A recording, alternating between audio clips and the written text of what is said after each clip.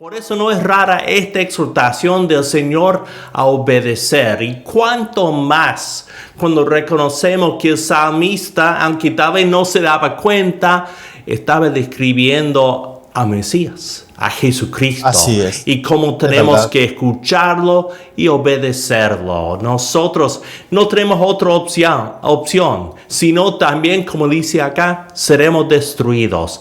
Tenemos que evitar el enojo de Dios, la ira de Dios. Tenemos que aceptar su soberanía en nuestras vidas.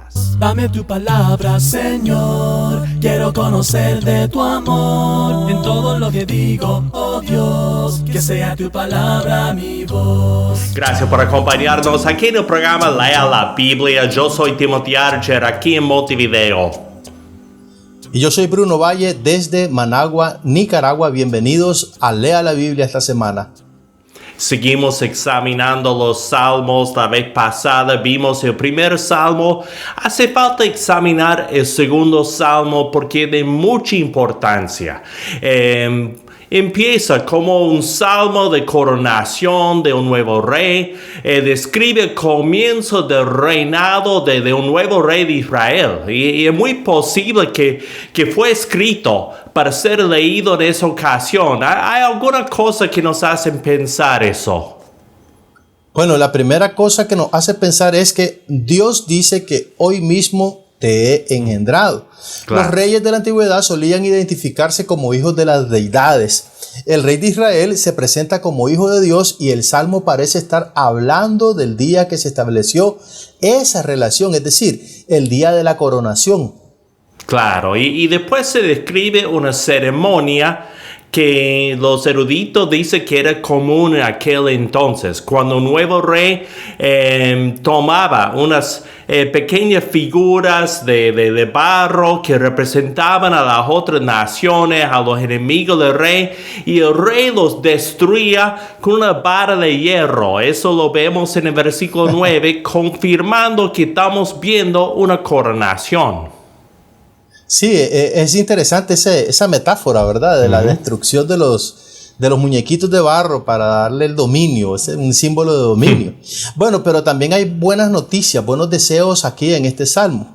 El salmo presenta una situación ideal en que Israel domina a las demás naciones, porque recordemos que se trata de un rey israelita.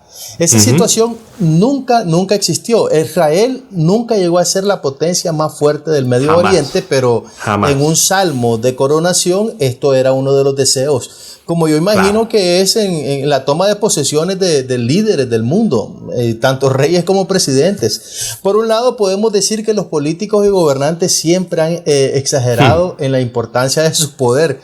Es una forma de impresionar a sus súbditos y mantener el poder. Por el otro lado, muchos autores, incluyendo escritores del Nuevo Testamento, ven en este salmo una descripción del reino mesiánico del Hijo de Dios, nuestro Señor Jesucristo. Entonces, el salmo en sí empieza describiendo un mundo en rebelión, naciones que desafían a Dios y a su elegido. Los primeros 3 versículos dicen: ¿por qué se sublevan las naciones y en vano conspiran los pueblos? Los reyes de la tierra se rebelan, los gobernantes se confabulan contra el Señor y contra su ungido y dicen: hagamos pedazos sus cadenas, librémonos de su yugo. Bueno, en Hechos capítulo 4 los apóstoles citaron esta parte en una oración cuando recordemos que hubo un tipo de liberación después de la persecución, describiendo la forma en que los judíos no creyentes los estaban persiguiendo, y ellos hacen esa oración. La persecución de los creyentes fue una clara rebeldía contra la voluntad de Dios de establecer su reino mediante la predicación del evangelio. Así que en ese contexto los apóstoles hacen uso de este salmo en oración. Claro. Y después tenemos en los próximos 3 versículos la respuesta de Dios a esta rebelión. Dice: el rey de los cielos se ríe, el Señor se burla de ellos, en su enojo los reprende, en su furor los intimida y dice: he establecido a mi rey sobre Sión, mi santo monte. Muy bueno, muy bueno. Ahora, hablemos un poquito del término Sión. El término Sión se utiliza en el Antiguo Testamento para referirse a una colina ubicada en la ciudad de Jerusalén, que se convirtió en un símbolo de la ciudad misma. Decir Sión era decir esa ciudad, Jerusalén, ¿verdad?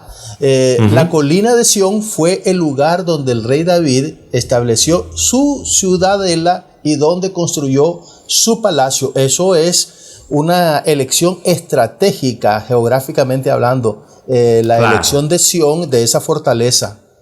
Claro. Y en la literatura bíblica, el término Sión también se utiliza para referirse al templo de Jerusalén y a la ciudad de Jerusalén en su conjunto, pero el templo no estaba en la colina de Sión, sino en una colina cercana llamada Monte Moria. Pero debido a la relación estrecha con David y su familia, el uso simbólico de Sión incluye más que esa colina original. Ahora, hay una cosa importante que tenemos que señalar. En Sión no solamente está la capital de Israel, sino que también en Sión está la presencia, habita la presencia de Dios y de ahí, de Sión, saldrá la evangelización universal. Entonces, esta mención de Sión es algo importantísimo, es clave en la teología cristiana y en la teología judía, porque se trataba de un lugar específico donde no estaba solamente la capital, sino que también la presencia de Dios. Y eso indicaba muchísimo, muchísimo. Sí, porque David conquistó a los jebuseos y ellos tenían su fortaleza en Sión y él convirtió esa fortaleza en su punto de gobernación, según Crónicas 11. Y además en el Salmo 9:11 dice que Dios habita ahí y de ahí, como dijiste, iba a salir esa evangelización. Podemos ver en Miqueas 4:2, dice, muchas naciones se acercarán diciendo, vengan, subamos al monte del Señor, a la casa del Dios de Jacob. Dios mismo nos instruirá en sus caminos y así andaremos en sus sendas, porque de Sión viene la instrucción, de Jerusalén la palabra del Señor. Bueno, entonces, como estábamos diciendo anteriormente, se puede notar una centralización en Sión, tanto del poder religioso, la casa del Señor, como del poder político, la casa de David. Esto tiene sentido siendo que Israel se acomoda en dos aguas. Recordemos que ellos andaban en la idolatría y en la fe verdadera. ¿Por qué hacemos esta mención? Esto es una cosa muy importante. Recordemos que Jeroboam construyó unos altares con becerros de oro, tanto en Betel como en Dan. Y lo hizo según Primero de Reyes, capítulo 12, versículos 35 al 30, para evitar que la población norteña, los israelitas, los judíos norteños, bajaran a Jerusalén a adorar a Dios. Entonces, el haber establecido esos altares allí en Dan y en Betel fue estratégico para que la gente se quedara ahí, porque él tenía temor, decía, él mismo dijo aquí en el texto que acabamos de citar, que tenía temor de que la gente finalmente lo traicionara, lo mataran y se devolvieran a ser leales a Roboam allá en el reino del norte. Entonces es muy importante y lo encontramos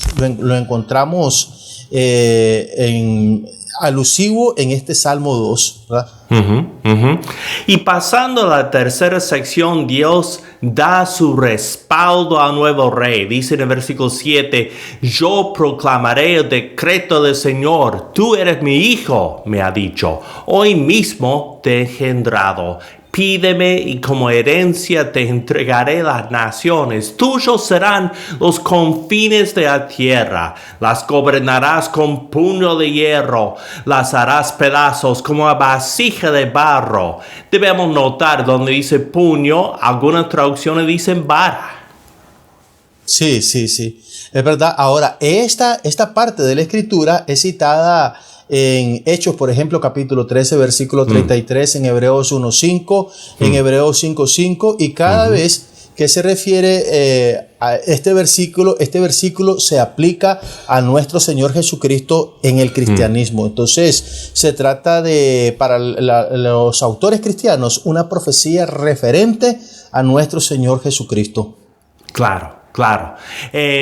Notamos también en el libro de Apocalipsis, se cita directamente los versículos 8 y 9 en la carta a la iglesia de Tiatira. Ajá, y después la idea de regir con vara de hierro lo vemos en capítulo 12 y 19. Entonces, esto indica que el respaldo de Dios otorgaba un poder absoluto a quien era beneficiario de su bendición. Esto es un salmo mesiánico por excelencia. Increíble y maravilloso. Ahora, bueno, en conclusión, el Salmo termina con una sección que exhorta a las naciones a que acepten la autoridad del nuevo rey. Y leemos unos cuantos versículos acá. Ustedes, los reyes, sean prudentes. Déjense enseñar, gobernantes de la tierra. Sirvan al Señor con temor.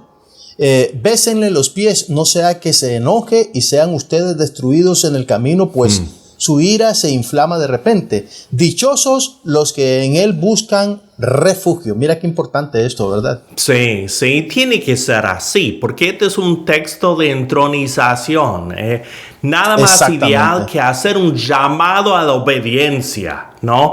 Bajo el sello de respaldo de Dios al nuevo monarca. Los pueblos de la antigüedad juntaban la fuerza divina con la política, pero lo que no es rara, por eso no es rara esta exhortación del Señor a obedecer. Y cuanto más cuando reconocemos que el salmista, aunque tal vez no se daba cuenta, estaba describiendo a Mesías, a Jesucristo. Así es. Y cómo tenemos que escucharlo y obedecerlo. Nosotros no tenemos otra opción, sino también, como dice acá, seremos destruidos.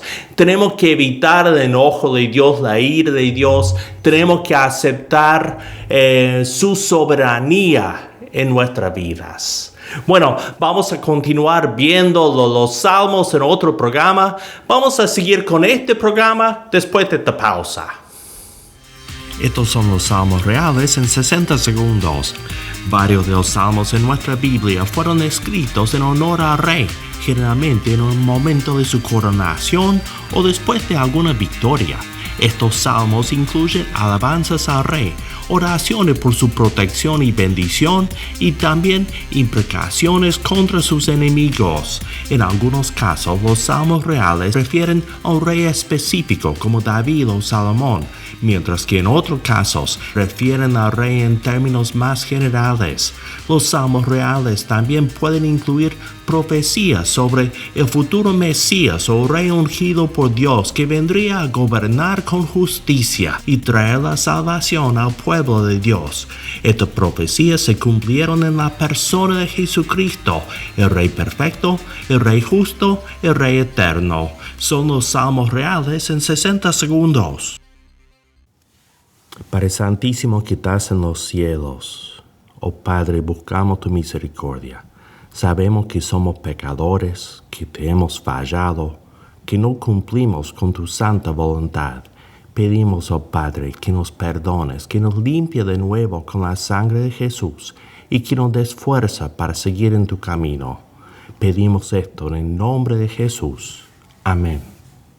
Quiero animarle, amigo mío, a tomar unos momentos cada día para leer la Biblia y meditar sobre lo que lee. Para ayudarle en sus estudios, nosotros podemos facilitarle sin costo ni obligación un estudio guiado sobre la Biblia que le ayudará a entender lo que lee. Nuestros oyentes de Cuba pueden hacer su pedido a la siguiente dirección: Lea la Biblia, apartado 2662, Matanzas, código postal 40100. Invitamos a los oyentes de otros países a que nos contacten por WhatsApp en el número 505-7526-8121 o por correo electrónico radio@lealabiblia.com. También puede buscarnos en Facebook en Lea la Biblia Radio. Yo soy Bruno Valle. Este ha sido el programa Lea la Biblia. Hasta la próxima. Dame tu palabra, Señor. Quiero conocer de tu amor.